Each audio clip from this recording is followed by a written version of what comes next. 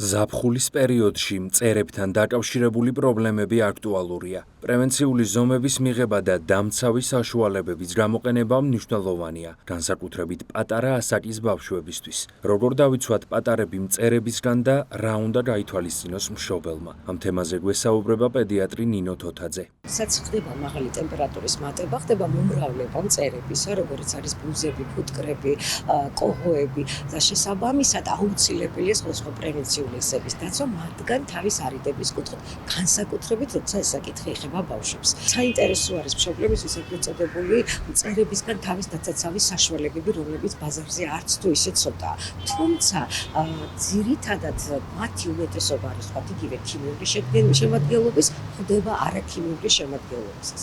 როდესაც საუბრობთ ქიმიური შემადგენლობის ისეთ ლოსიონებზე, სპრეებზე, რომლებიც არის მწერისგან დასაცავის საშუალებები, უნდა გავითვალისწინოთ, რომ მათი გამოყენება 30 თვემდე ასაკის ბავშვებთან არ არის რეკომენდებული.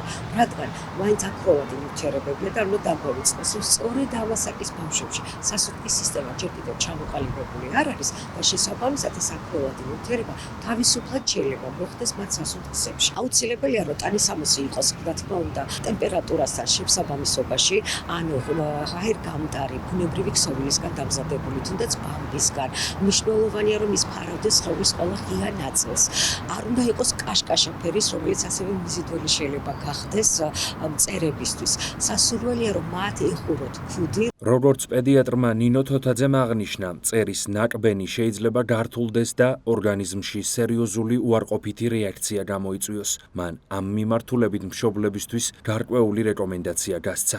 თუკი აუცილებელია, რომ გამოყენებული იქნას ბავშვისთვის გარეთ გაყვანის შემთხვევაში, როგორც მზისგან დაცავი კრემი, ასევე მწერებისგან დამცავი ლოსიონი, სასურველია, რომ ჯერ წაუსვათ მას მზისგან დამცავი კრემი და შემდგომ უკვე მწერებისგან დამცავი ლოსიონი. ყოველთვის მსგავსი ლოსიონების ან სპრეების გამოყენების დროს სასურველია წავიკითხოთ ეტიკეტზე, რა შემადგენლობს, განსაკუთრებით რა ქიმიური ნივთიერება შეიცავს და რა კონცენტრაციით არის ესა თუ ის ქიმიური ნივთიერება, რა მომდინარე იქიდან, რომ სწორედ მისი კონცენტრაცია განსაზღვრავს დაცვის საათობრივ რაოდენობას. კი, შეატყობთ, რომ თქვათ მწერის ნაკბენის შემდგომ, ან თქვათ ბავშვის სხეულის დათვალიერების შემდგომ არის სიწითლეები, მასავს ქავილის შეგრძნება, თუნდაც ტემპერატურის მატება, ძილიანობა, უმადობა, საერთო სისუსტე, აუცილებელია ყველა შემთხვევაში მიმართოთ თქვენს სასურველ პედიატრს ან სამედიცინო დაწესებულებას.